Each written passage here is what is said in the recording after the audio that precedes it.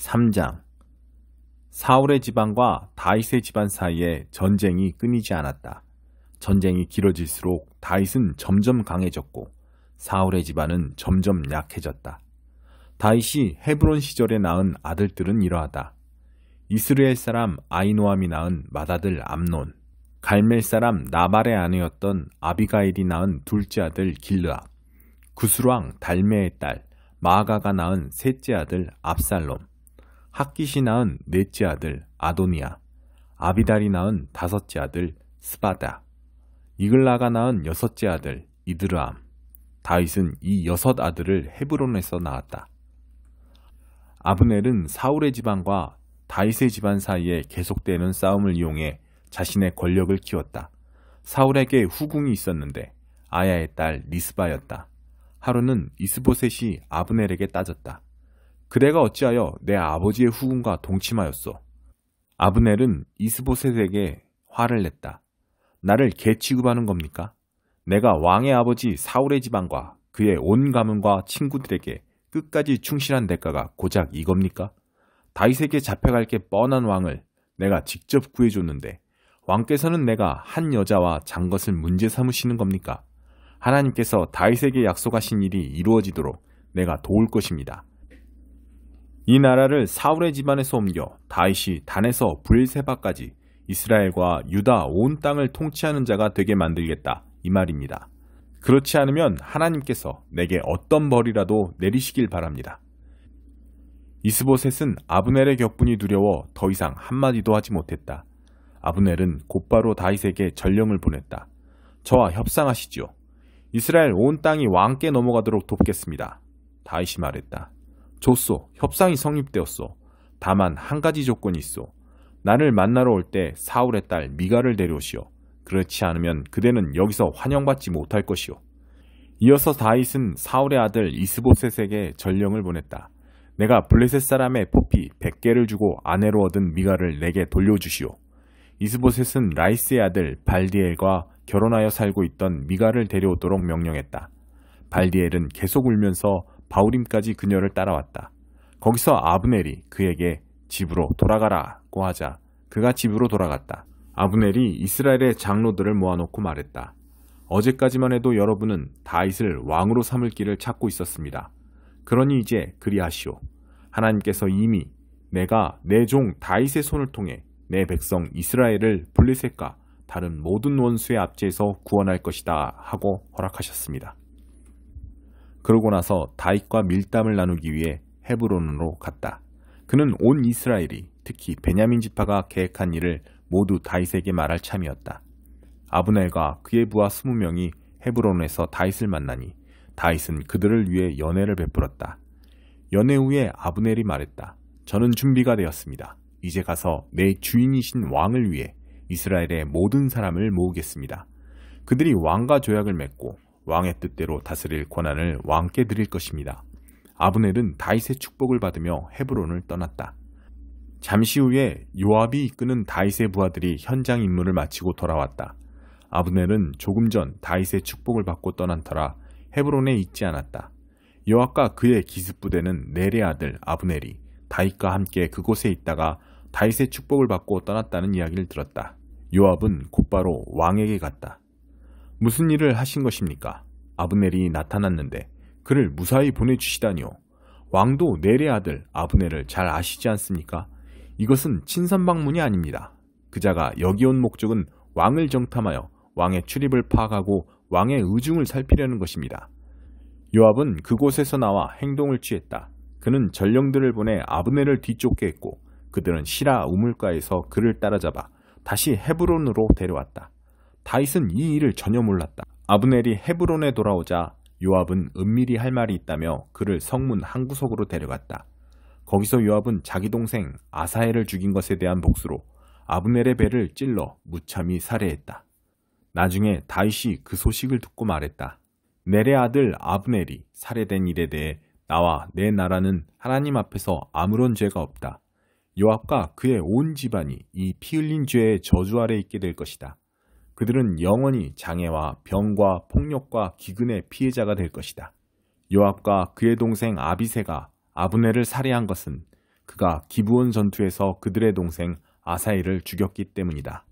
다윗은 요압과 자기 밑에 있는 모든 부하에게 명령했다. 너희의 옷을 잡아찢고 상복을 입어라. 아브넬의 장례 행렬에 앞장서가며 큰 소리로 슬퍼하여라. 다윗 왕은 관을 따라갔다. 그들은 아브넬을 헤브론에 묻었다. 아브넬의 무덤 곁에서 운 왕의 소리가 어찌나 크고 구슬프던지 모든 백성이 따라 울었다. 다윗 왕은 아브넬을 위해 애가를 불렀다. 이럴 수 있는가? 아브넬이 이름 없는 불황아처럼 죽다니. 그대는 마음대로 다니고 행하는 자유인이었으나 골목 싸움의 희생물이 되었구나. 그러자 온 백성이 울었고 울음소리는 점점 더 커졌다. 온 백성이 다윗에게 다가와서 어두워지기 전에 무언가를 먹도록 권했다. 그러나 다윗은 엄숙히 맹세했다. 해가 지기 전에는 어떤 음식도 먹지 않겠소. 그러니 하나님, 저를 도와주십시오. 장례식에 참석한 모든 사람이 그 모습을 보고 좋게 여겼다. 백성은 왕이 하는 일이면 무엇이든 박수를 보냈다. 왕이 넬의 아들 아브넬의 죽음과 아무 상관이 없다는 것을 그날 온 이스라엘을 비롯한 모든 사람이 분명히 알게 되었다. 왕이 신하들에게 말했다. 그대들도 보았듯이 오늘 이스라엘의 지도자이자 큰 용사가 더러운 살인의 희생물이 되어 죽었소. 내 비록 기름 부음을 받은 왕이지만 힘이 없어 이 일에 전혀 손을 쓰지 못했소. 이스라엘의 아들들이 나보다 강하오. 하나님, 범죄한 자에게 그가 행한 대로 갚아주십시오. 14장 기도의 언어. 여러분의 생명이 사랑에 달려있다는 듯이 온 힘을 다해 사랑의 삶을 추구하십시오. 하나님께서 여러분에게 주시는 선물을 열심히 구하십시오. 무엇보다도 하나님의 진리를 힘써 선포하십시오. 여러분이 자기만 아는 방언으로 하나님을 찬양하면 하나님은 알아들으시지만 다른 사람들은 알아듣지 못합니다. 여러분이 하나님과만 사귐을 갖고 있기 때문입니다. 그러나 여러분이 일상의 언어로 하나님의 진리를 선포하면 여러분은 다른 사람들도 그 진리에 참여하도록 한 것입니다. 그러면 그들도 자라고 튼튼해져서 여러분과 함께 그분의 임재를 경험하게 될 것입니다. 자기만 아는 기도의 언어로 기도하는 사람은 거기서 많은 것을 얻겠지만 하나님의 진리를 누구나 알아들을 수 있는 말로 선포하는 사람은 온 교회를 성숙시키고 튼튼하게 합니다. 나는 여러분 모두가 기도로 하나님과의 사귐을 발전시키기를 바랍니다. 하지만 거기서 멈추지는 마십시오. 다른 사람들을 찾아가서 하나님의 분명한 진리를 선포하십시오. 여러분이 말하는 것을 모든 사람의 유익을 위해 통역해주는 사람이 없다면 비밀한 기도의 언어로 하나님의 임재를 경험하고 구하기보다는 모든 사람이 알아들을 수 있는 언어로 하나님을 아는 지식과 그분의 사랑에 접근할 수 있게 하는 것이 더 중요합니다. 친구 여러분, 생각해 보십시오. 내가 여러분에게 가서 하나님만 알아들으실 수 있는 말로 그분께 비밀히 기도한다면 여러분에게 무슨 유익이 있겠습니까? 내게 어떤 통찰이나 진리나 선포나 가르침이 있더라도 누구나 알아들을 수 있는 말로 전하지 않으면 여러분에게 무슨 도움이 되겠습니까? 가령 플루트나 하프 같은 악기들이 각각 독특한 음색으로 조화를 이루며 연주되지 않는다면 우리가 어떻게 선율을 알아듣고 음악을 즐기겠습니까? 나팔 소리가 다른 악기 소리와 구분되지 않는다면 어떻게 전투 계시를 알릴 수 있겠습니까? 여러분이 아무도 알아듣지 못하게 말한다면 여러분의 입을 여는 것이 무슨 소용이 있겠습니까? 이 세상에는 수많은 언어가 있고 그 언어들은 저마다 누군가에게 뜻을 가지고 있습니다. 그러나 내가 그 언어를 알아듣지 못한다면 그 언어는 내게 유익한 것이 아닙니다. 여러분의 경우도 다르지 않습니다. 여러분은 하나님이 하시는 일에는 열심히 참여하려고 하면서 어찌하여 교회 안의 모든 이들에게 도움이 되는 일에는 주의를 기울이지 않는 것입니까? 자기만 아는 기도의 언어로 기도할 때는 그 경험을 혼자서만 간직하지 마십시오. 다른 사람들을 그러한 사귐으로 이끄는 안목과 능력을 구하십시오. 내가 방언으로 기도하면 내 영은 기도하겠지만 내 이성은 할 일 없이 놀 것이고 지성도 그만큼 약화될 것입니다. 그러면 무엇이 해결책이겠습니까? 답은 너무나 간단합니다. 둘 다 하십시오. 나라면 영적으로 자유롭고 풍성하게 기도하면서 동시에 신중하고 주의 깊게 기도하겠습니다. 영으로도 찬양하고 지성으로도 찬양하겠습니다. 여러분이 아무도 알아듣지 못하는 기도의 언어로 축복한다면 교회에 갓 들어와 무슨 일인지 알지 못하는 사람은 언제 아멘해야 할지 모를 것입니다. 여러분의 축복 기도는 더할 나위 없이 훌륭하겠지만 여러분은 그 사람을 아주 무시한 것이나 다름없습니다. 나는 우리에게 방언 기도라는 선물을 주셔서 그분을 찬양하게 하신 하나님께 감사를 드립니다. 그로 인해 우리는 그분과 놀라운 사귐을 갖게 되었습니다. 나는 여러분 가운데 누구보다도 방언 기도를 많이 합니다. 그러나 나는 사람들이 예배하러 모인 교회 안에 있을 때는 다른 사람들에게 횡설수설로 들릴 1만 마디 말을 하는 것보다 누구나 알아듣고 배울 수 있는 5마디 말을 하고 싶습니다. 아주 솔직히 말씀드리면 나는 여러분이 어린아이처럼 생각하는 것에 화가 납니다. 얼마나 더 있어야 여러분이 자라서 어른스럽게 생각하겠습니까? 어린아이처럼 악에 대해서는 잘 몰라도 괜찮습니다. 그런 경우에는 그저 안 돼 하고 말할 줄 알면 됩니다. 그러나 무언가에 대해 예 하고 말하려면 그 이상의 것이 필요합니다. 성숙하고 잘 훈련된 지성만이 여러분이 속임수에 빠지지 않도록 지켜줄 수 있습니다. 하나님께서 성경에 이렇게 말씀하셨습니다. 내가 낯선 방언과 낯선 사람의 입술로 이 백성에게 전해도 그들은 귀 기울여 듣지도 않고 믿지도 않을 것이다. 그러니 아무도 알아듣지 못하는 방언으로 말하는 것이 무슨 소용이 있겠습니까? 그것은 믿는 사람들에게 도움이 되지 않고 믿지 않는 사람들에게는 구경거리를 제공하여 그저 멍하니 바라보게 할 뿐입니다. 그러나 알아듣기 쉬운 말로 진리를 말하면 믿는 이들의 마음에 곧바로 다가갈 뿐 아니라 믿지 않는 이들에게도 거슬리지 않습니다. 여러분이 교회에 모여있고 믿지 않는 사람들도 들어와 있는데 때마침 여러분이 알아들을 수 없는 방언으로 기도하고 있다면 그들이 듣다가 여러분이 미쳤다고 생각하고 서둘러 거기서 빠져나가지 않겠습니까? 그러나 믿지 않는 사람들 몇 명이 우연히 교회에 들어왔는데 여러분이 하나님의 진리를 알아듣기 쉽게 명확히 말하고 있다면 그들이 여러분의 말을 듣다가 진리를 접하고 자기 마음을 살피게 될 것입니다. 어느새 그들은 하나님 앞에 엎드려 하나님께서 여러분 가운데 계심을 인정하게 될 것입니다. 나는 여러분이 이렇게 하면 좋겠습니다. 예배하러 모일 때는 각자가 전체를 유익하게 할 만한 것을 준비하십시오. 찬송을 부르거나 가르치거나 이야기를 해주거나 기도를 인도하거나 영적으로 깨달은 것을 나누십시오. 방언으로 기도할 때는 2-3사람까지만 하되 그것도 여러분의 말을 통역할 사람이 있을 때에만 하십시오. 통역할 사람이 없거든 하나님과 여러분 사이에서만 하십시오. 모임에서는 2-3사람 정도만 말하고 나머지는 귀 기울여 듣고 마음에 새기십시오. 한 사람이 독차지하지 말고 차례를 지켜 말하십시오. 그리고 말하는 사람은 각자 기회를 얻어 하나님으로부터 받은 특별한 것을 말하십시오. 그러면 여러분 모두가 서로에게서 배우게 될 것입니다. 말하기로 한 사람은 말하는 방식과 시간까지 책임지십시오. 우리가 바르게 예배하면 하나님은 우리를 무질서에 빠뜨리지 않으십니다. 하나님은 우리를 조화로 이끄십니다. 이것은 모든 교회에 예외 없이 해당되는 사항입니다.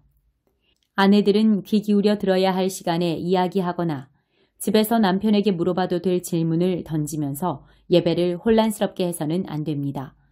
예배 시간에 지켜야 할 예절과 관습은 하나님의 율법이 적혀있는 성경책이 지도해 줄 것입니다. 아내들은 예배 시간을 이용해 자기가 하고 싶은 말을 하려고 해서는 안 됩니다. 여러분, 여자든 남자든 자신이 옳고 그름을 판단하는 거룩한 예언자라도 된다고 생각하는 것입니까? 모든 것이 여러분을 중심으로 움직인다고 생각하십니까? 여러분 가운데 어떤 사람이 하나님께로부터 할 말을 받았거나 할 일을 받았다고 생각한다면 내가 쓴 이 글을 유의해서 보십시오. 이것이 주님이 바라시는 방식입니다. 여러분이 이 규칙들을 따르지 않겠다면 미안한 말이지만 하나님께서도 여러분을 쓰시지 않을 것입니다. 요약해서 3가지를 말씀드립니다. 하나님의 진리를 전할 때는 진심으로 하십시오. 여러분이 알아듣지 못하는 방언으로 사람들이 기도한다고 해서 그들에게 가타부타 말하지 마십시오. 무슨 일을 하든지 예의 바르고 사려 깊게 하십시오. 12장 포로가 될 것을 상징으로 보여주다. 하나님의 메시지가 내게 임했다. 사람의 아들아, 너는 지금 반역하는 백성 가운데 살고 있다. 그들은 눈이 있어도 보려고 하지 않고 귀가 있어도 들으려 하지 않는다. 그들은 전부 반역자들이다. 그러므로 사람의 아들아, 너는 포로 행장을 꾸려 대낮에 모두가 보는 앞에서 길을 떠나라. 포로로 잡혀가는 사람처럼 떠나라. 그러면 반역자들인 그들이 지금의 상황을 깨닫게 될지도 모른다. 그들이 지켜보는 앞에서 포로로 잡혀가는 사람처럼 생필품 행장을 꾸려서 저녁 무렵에 길을 떠나라. 그들이 보는 앞에서 성벽에 구멍을 뚫고 내 짐꾸러미를 그리로 내보내라. 사람들이 다 보는 앞에서 그 짐을 어깨에 메고 밤길을 떠나라. 너는 얼굴을 가려 다시는 못 볼 것에 내 시선이 가지 않게 하여라. 나는 너를 이스라엘 가문에 보여주는 표징으로 삼을 것이다. 나는 그분이 명령하시는 대로 했다. 내 물건을 한데 모아서 모두가 잘 볼 수 있도록 길거리에 내다 놓고 포로로 잡혀가는 사람처럼 그것을 한 묶음으로 꾸렸다. 그리고 해가 저물 역에 내 손으로 성벽에 구멍을 내었다. 어둠이 내릴 무렵 나는 사람들이 지켜보는 앞에서 어깨에 짐을 짊어지고 길을 떠났다. 다음날 아침에 하나님께서 내게 말씀하셨다. 사람의 아들아, 반역자 이스라엘의 무리 중에 대체 지금 뭐하는 거요? 하고 누가 내게 묻거든 그들에게 말하여라. 주 하나님께서 말씀하신다. 이는 예루살렘의 왕 시드기야에 관한 메시지다. 이는 또한 이스라엘 백성 전체에 관한 메시지이기도 하다. 그들에게 말하여라. 나는 지금 너희를 위해 그림을 그리고 있다. 내가 지금 하는 이 일을 이스라엘의 모든 백성이 하게 될 것이다. 그들 모두가 포로로 잡혀갈 것이다. 시드기야 왕은 어두운 밤에 자기 짐꾸러미를 어깨에 짊어지고 떠날 것이다. 그는 성벽에 구멍을 뚫고 다시는 못 볼 땅을 보지 않으려고 얼굴을 가릴 것이다. 그러나 나는 그가 붙잡혀 바빌론으로 끌려가게 만들 것이다. 그는 눈이 멀어 그 땅을 보지도 못하고 살다가 거기서 죽을 것이다. 내가 그의 탈출을 도운 자들과 그의 군대를 사방으로 흩어버릴 것이며 많은 자들이 전장에서 죽을 것이다. 내가 사람들을 여러 나라로 흩어버릴 것이며 그때에야 그들은 내가 하나님인 줄 알게 될 것이다. 나는 그들 가운데 얼마를 살려두어 살육과 굶주림과 죽을 병을 피하게 하고 이방 나라에서 그들의 추하고 역겨운 과거 행위들을 고백하면서 살게 할 것이다. 그들은 내가 하나님인 줄 알게 될 것이다. 하나님의 메시지가 내게 임했다. 사람의 아들아, 이스라엘 땅에 세상은 늘 그대로다. 예언자들의 경고는 공연한 헛소리에 불과하다는 말이 돌고 있다니 어찌된 일이냐. 그들에게 말하여라. 주 하나님께서 말씀하신다. 이 말은 곧 종적을 감추게 될 것이다. 그들에게 말하여라. 시간이 다 되었다. 이제 곧 모든 경고가 실현될 것이다. 거짓 경보와 안일한 설교는 더 이상 이스라엘에 발붙일 수 없다. 나 하나님이 나서서 말할 것이다. 내가 말하면 그대로 이루어진다. 어떤 말이든 지체 없이 이루어진다. 너희 반역자들아, 나는 내가 말하는 것을 곧 이룰 것이다. 주 하나님의 포고다. 하나님의 메시지가 내게 임했다. 사랑하는 아들아, 그 예언자의 경고는 먼 훗날에 대한 것이다. 그는 먼 장래에 대해 말하는 것이다 라는 말이 들리느냐? 이스라엘에게 말하여라. 주 하나님께서 말씀하신다. 나의 말은 무엇이든 지체 없이 이루어진다. 내가 말하는 것은 그대로 이루어진다. 주 하나님의 포고다. 51편 다윗의 시. 다윗이 밧세바와 정을 통하고 예언자 나단에게 잘못을 지적당한 뒤. 사랑이 많으신 하나님, 은혜를 베푸소서. 자비가 크신 하나님, 나의 전과를 지워주소서. 북북 문질러 내 죄 씻어주시고 주님의 세탁기로 내 죄악을 말끔히 제거해 주소서. 내 죄악이 나를 노려보고 있으니 내가 얼마나 악한지 잘 압니다. 내가 주님을 모독했으며 주께서는 내 지은 모든 죄를 속속들이 보셨습니다. 주께서 모든 사실을 훤히 알고 계시니 나를 두고 어떤 결정을 내리시든 정당합니다. 내가 오랫동안 주님의 길에서 벗어났고 어머니 뱃속에서부터 죄 가운데 있었습니다. 주께서 구하시는 것은 마음속의 진실입니다. 내 안에 들어오셔서 새롭고 참된 삶을 잉태해 주소서. 주님의 세탁기에 나를 담그소서. 이 몸이 깨끗해져 나오리다. 나를 비벼 빠소서. 내가 눈같이 희게 살아가리이다. 흥겨운 노래에 맞추어 발을 구르게 하시고 부러졌던 뼈들이 다시 춤추게 하소서.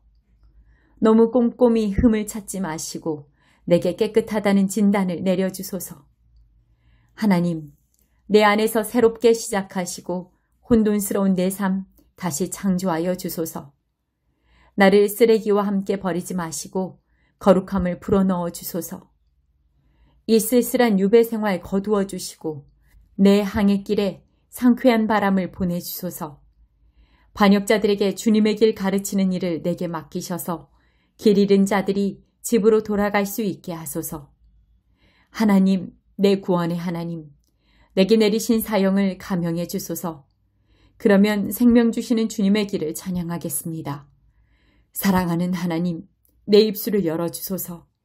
내가 주님을 마음껏 찬양하겠습니다.